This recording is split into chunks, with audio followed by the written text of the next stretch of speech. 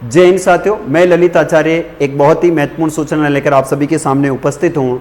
और साथियों, आज का जो मुद्दा है वह मुद्दा अभी हाल ही में बहुत ही ज़्यादा चर्चा में रहने वाला है और ये शुरू हुआ है अभी तक। तो देखिए इनकी किस प्रकार से ये आग पकड़ता है ये मुद्दा, और ये मुद्दा होने वाला है आरक्षण का।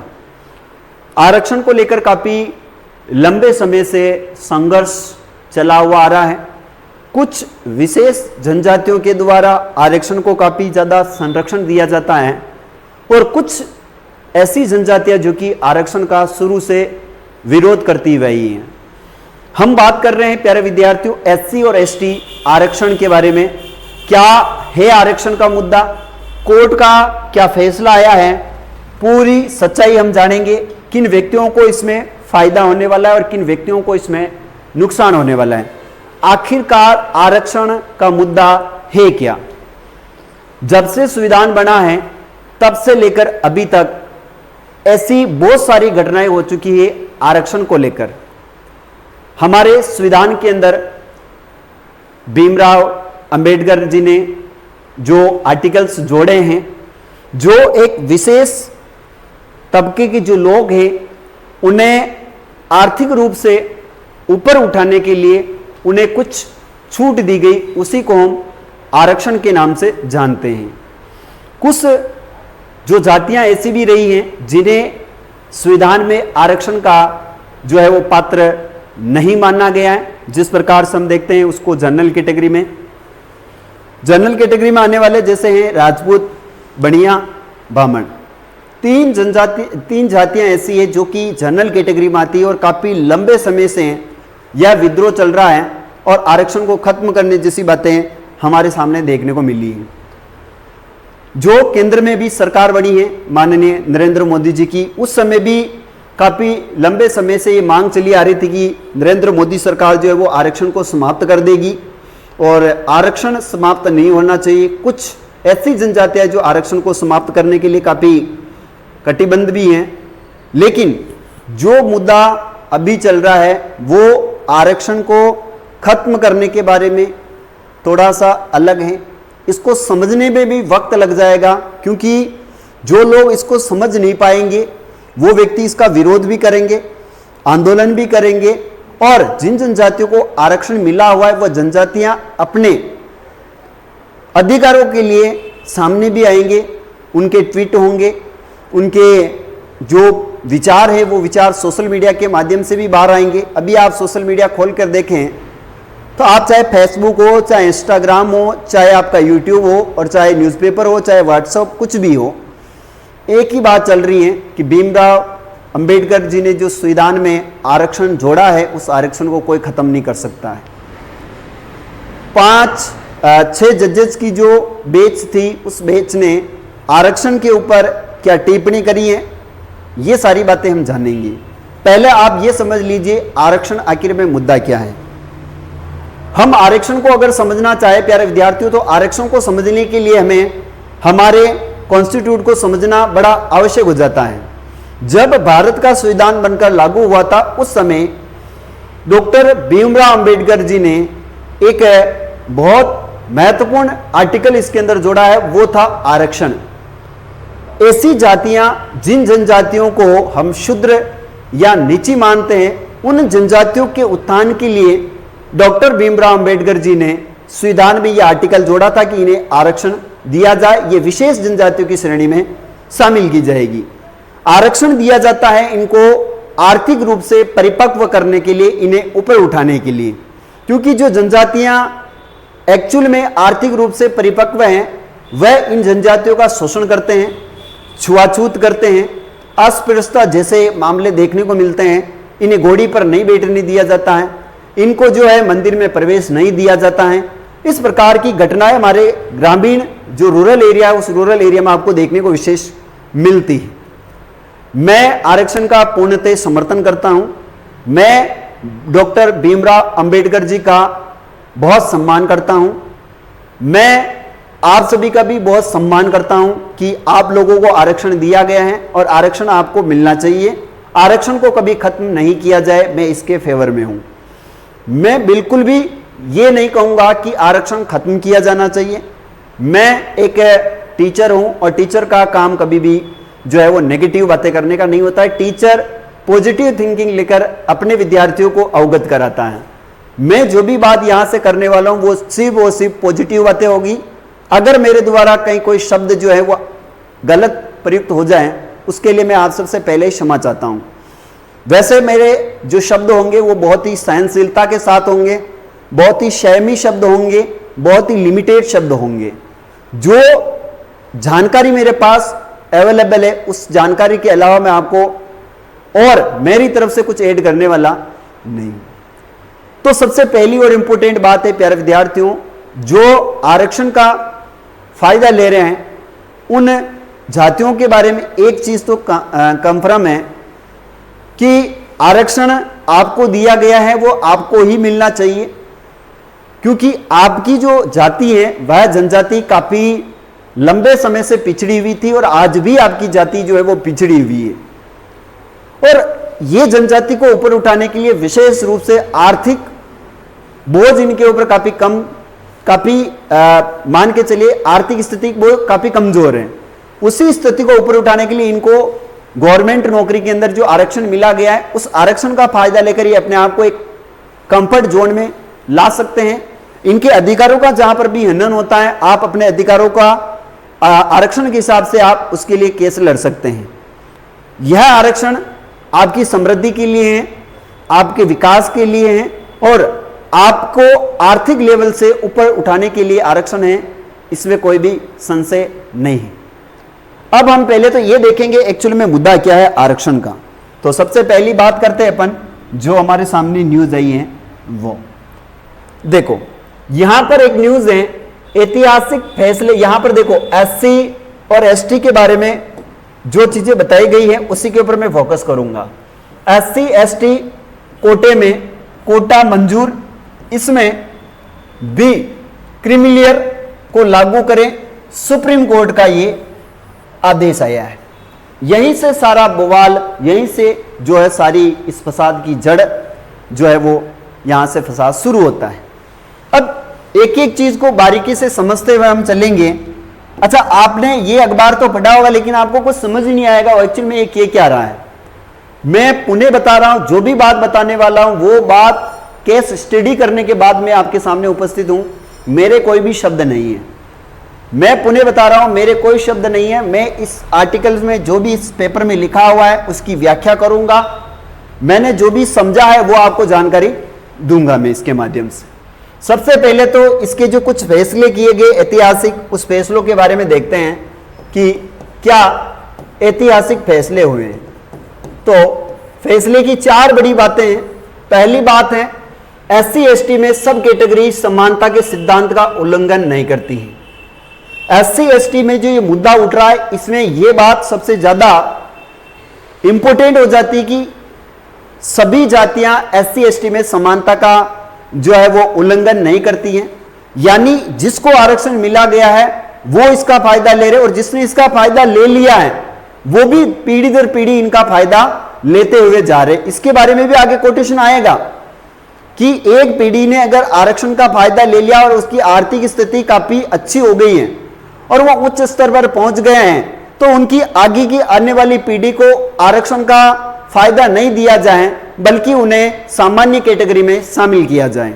ये भी बात होगी देखना। पहली बात तो ये है एससी एसटी कोटे में कुछ जातियां की सब कैटेगरी बनाने से अनुच्छेद 14 व अनुच्छेद आपका 341 का उल्लंघन नहीं होता है।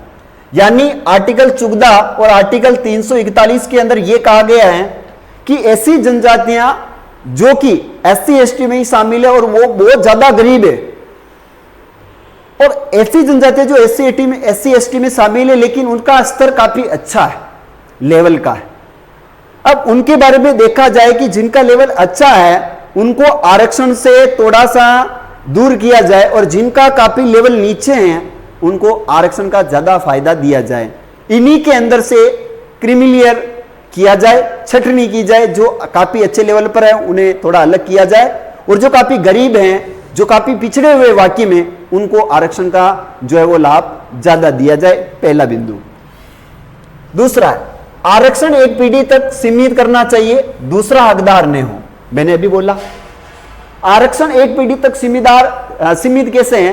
मान लीजिए मैं आरक्षण का फायदा लेकर आज एक मैं गवर्नमेंट टीचर बन चुका हूं, मेरी स्थिति काफी अच्छी हो गई है, अब मेरे जो संतान होगी वो इस आरक्षण का फायदा नहीं ले सकती, यानी उनको अगर कंपटीशन फाइट करना है तो वो जनरल फाइट करेंगे, उनको किसी भी प्रकार का कोई आरक्षण नहीं मिलेगा। एससी एसटी का तो वाकई में ही नहीं मिलेगा उनको। ये दूसरा बिंदु है।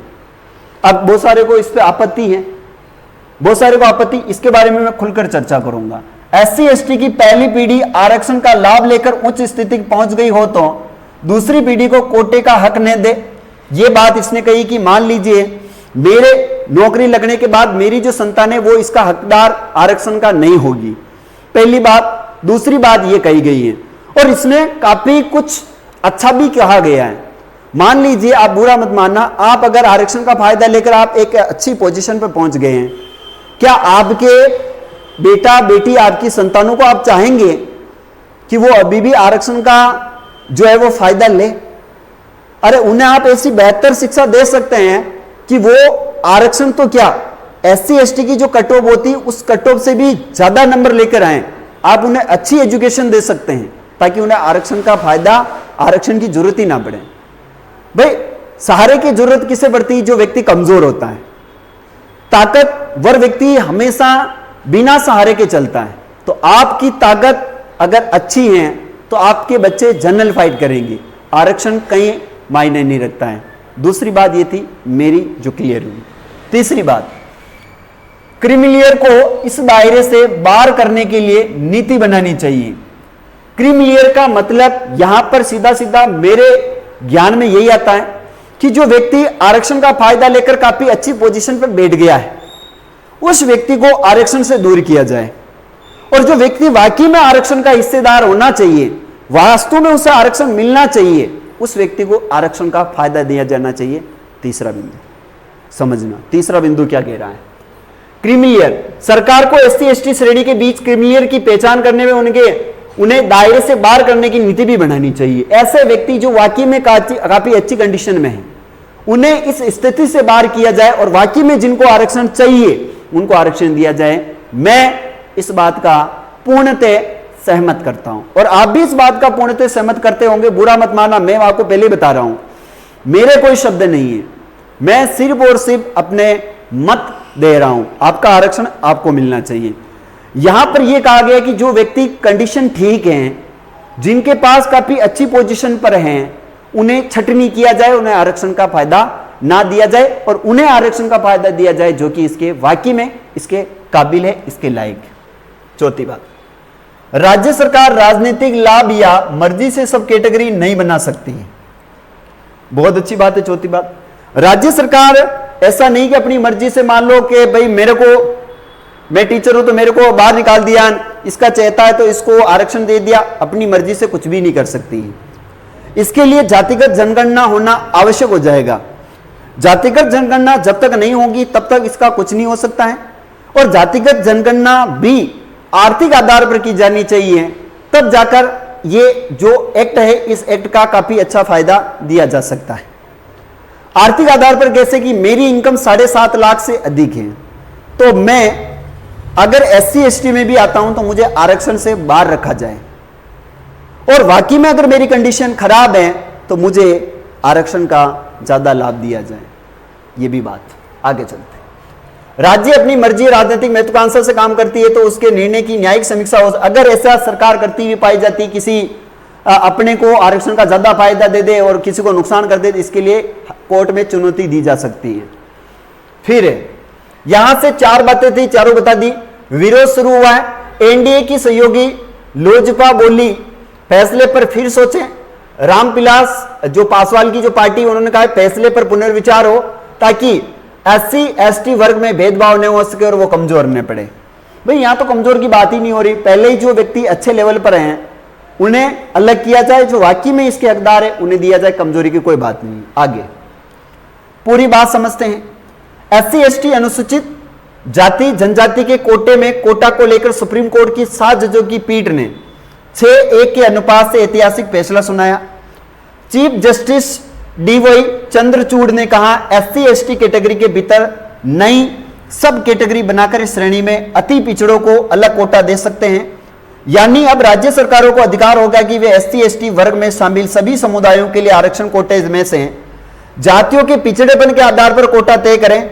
वही जस्टिस BR गेवई ने कहा है क्रीमिलियर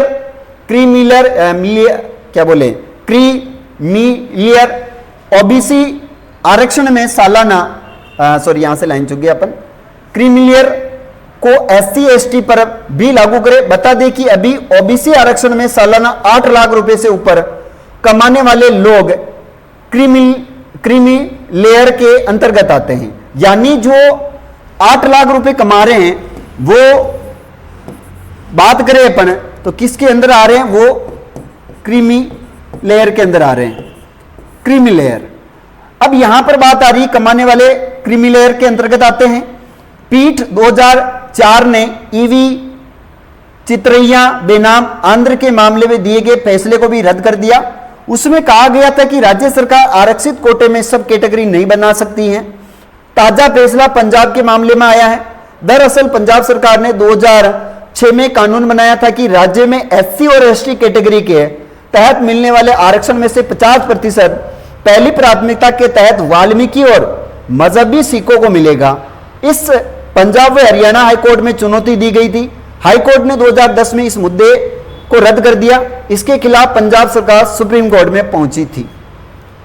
यह बात थी, याद रखना। अच्छा, यहां पर क्रीमी लेयर की बात हो रही है और क्रीमी लेयर जो है ये क्या है एक्चुअल में, एससी एसटी में जो व्यक्ति 8 लाख 7.5 लाख मैंने बोला उससे ऊपर है तो उसे आरक्षण का अधिकार नहीं दिया जाए क्योंकि वो काफी अच्छी पोजीशन पर है।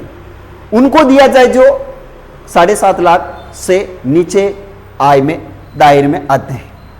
7 जज 6 फैसले, 6 सहमत, 1 असहमत। एससी एसटी के लोग अक्सर व्यवस्थागत भेदभाव से पीढ़ी चढ़ने में सक्षम नहीं होते हैं। अनुच्छेद 14 जाति के उप वर्गीकरण की मंजूरी देता है। CGI DY चंद्रचूड़ है।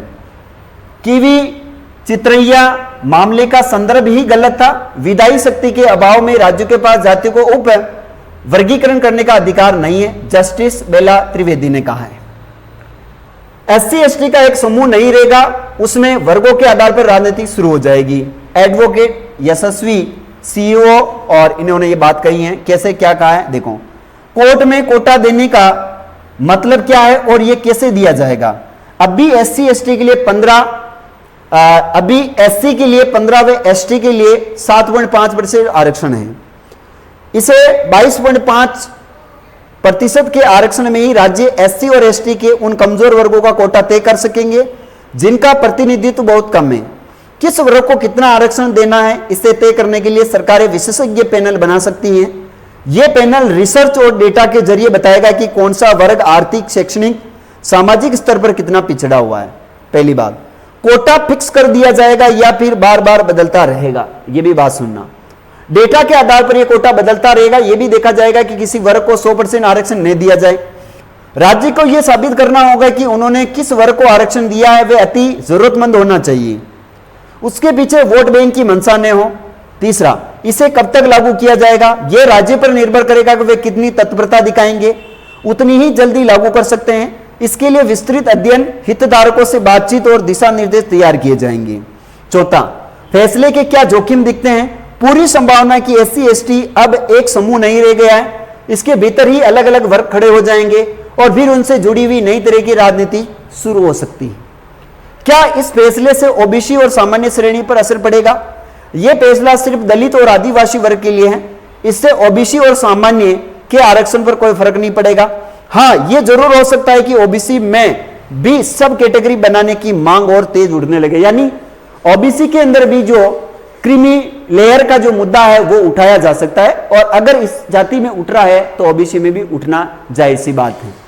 ओबीसी का जो आरक्षण है वो आरक्षण उन व्यक्तियों को दिया जाना चाहिए जो वाकई में ओबीसी कैटेगरी के अंदर उसके हिस्से, उसके लाभ लेने के वाकई में आरक्षण की उनकी जरूरत है। ऐसे व्यक्ति जो काफी सक्षम है उन्हें भी इस प्रकार से उपजातियों में बांटा जाना चाहिए। आगे 16% आरक्षण एससी के 59 समाजों को 2 कैटेगरी संभव है। देखो 16% आरक्षण जो है वो एससी की 59 समाजों को दिया गया है। सुप्रीम कोर्ट के फैसले के बाद राजस्थान में भी एससी एसटी का आरक्षण कैटेगराइजेशन संभव है।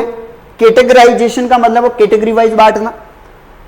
सरकारी नौकरियों के साथ साथ पॉलिटिकल रिजर्वेशन पर भी ये जातियां दावेदारी जता सकती हैं। एक्सपर्ट का मानना है कि प्रदेश में एससी में 59 समाज लिस्टेड है और 16% आरक्षण राजस्थान में है। ऐसे में कैटेगराइजेशन लागू हुआ तो 2 या 3 में आरक्षण बांटा जा सकता है। आरक्षी का प्रतिशत भी बढ़ाकर देने का फॉर्मूला संभव है।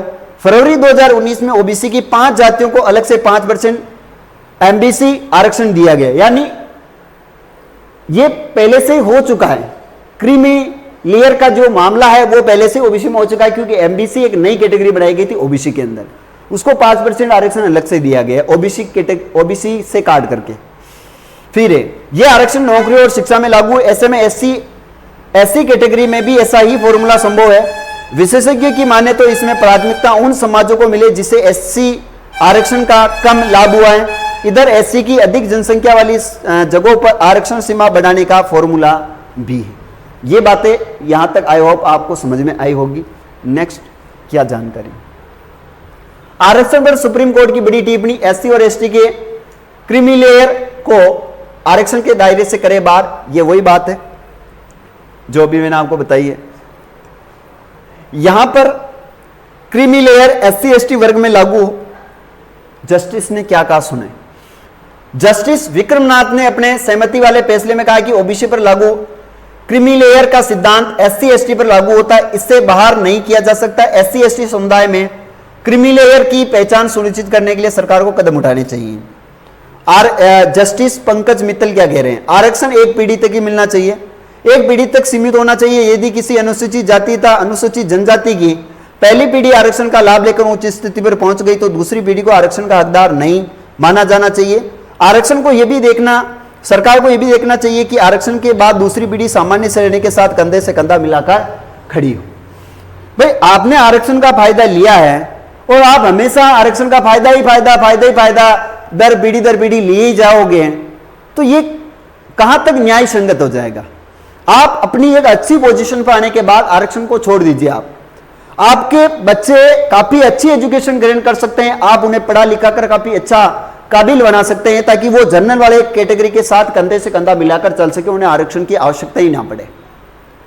आरक्षण की आवश्यकता उन्हें पड़ती है जो कि काफी कमजोर होते हैं, काफी गरीब होते हैं, काफी निम्न तबके के जो लोग होते हैं, काफी गरीब तबके की जो लोग होते हैं, आरक्षण की आवश्यकता उन्हें। कमजोर व्यक्ति को सहारे की जरूरत पड़ती है, ताकतवर व्यक्ति को सहारे की जरूरत नहीं पड़ती। आप अपने आप को ताकतवर मानते हो तो आपको आरक्षण की जरूरत नहीं है, और आप ताकतवर नहीं मानते तो आपको सहारे की जरूरत है। सरकार और कोर्ट ये नहीं कह रही है कि आपका आरक्षण समाप्त कर दिया जाएगा। आपका आरक्षण आपके अंदर ही जो कैटेगरी है, आपके जो भाई बहन है, आपके जो समाज वाले, उन समाज वालों को ऊपर उठाने के लिए आरक्षण का बंटवारा किया जा रहा है। आपकी कितनी सहमति है, कितनी असहमति है, ये अभी विरोध शुरू होगा और आने वाले समय में पता चलेगा एक्चुअल में इसका क्या मुद्दा होने वाला है। ये कितना तुल पकड़ता है, कितनी तेज गति से आगे बढ़ता है, इसके बारे में हम देखेंगे। मेरे वीडियो बनाने के बाद भी आपकी कमेंट्स मुझे पता है पॉजिटिव नहीं आएगी, जबकि मैंने एक भी बात नेगेटिव नहीं बोली है। मैं पुनः कह रहा हूं, मेरे द्वारा दिया गया एक भी जो व्यक्त है, मेरे द्वारा एक भी विचार दिया गया वो आपके खिलाफ नहीं है। मैं आरक्षण का सम्मान करता हूं, आरक्षण देना चाहिए आपको। मैं आरक्षण के खिलाफ नहीं हूं, मैं आपको सीधी सीधी जानकारी दी है मैंने। अगर आपको बुरा लगा हो तो उसके लिए मैं क्षमा चाहूंगा, लेकिन गलत टिप्पणी आपकी नहीं आनी चाहिए। अगर आप चाहते हो कि आरक्षण समाप्त नहीं किया जाए, आरक्षण के लिए क्या ये जो कोर्ट का फैसला है ये सही है या गलत है, आप कमेंट करके जरूर बताना। और अगर आप चाहते हो कि सर इसके ऊपर और डिटेल में वीडियो चाहिए तो आप कमेंट करके बता देना, उसके ऊपर भी आपको वीडियो मिलेगा। अभी जो मेरी जानकारी थी साथियों, वो जानकारी मैंने पूर्ण रूप से आपको दी है। और मैं पुनः आप सबसे यही कहना चाहूंगा एज ए टीचर के रूप में कि कोई भी बुरा ना माने, और आपका अधिकार रहेगा, आपसे कोई नहीं छीनने वाला है। जहां पर आपके अधिकारों का हनन किया जाता है वहां पर पुरजोर से विरोध कीजिएगा। अगर आपका आरक्षण आपका समाप्त किया जाता है तो आपके पास दम है, आपके नेता हैं, आपके जितने जो साथीगण हैं, जो आदिवासी जनजाति हैं, जो SC ST के वर्ग हैं, उनके जितने भी जो सामाजिक संगठन हैं, जितने भी राजनीतिक संगठन हैं, इन सबको एक साथ लाकर आप पुरजोर इसका विरोध करें और अपने अधिकारों की लड़ाई के लिए अंतिम क्षणों तक लड़ते रहे। इसी के साथ प्यारे विद्यार्थियों, आज के सेशन को मैं देता हूं समाप्त, देता हूं विराम, और मिलेंगे ऐसे ही किसी वैल्यूएबल वीडियो के साथ। तब तक के लिए जय हिंद, वंदे मातरम।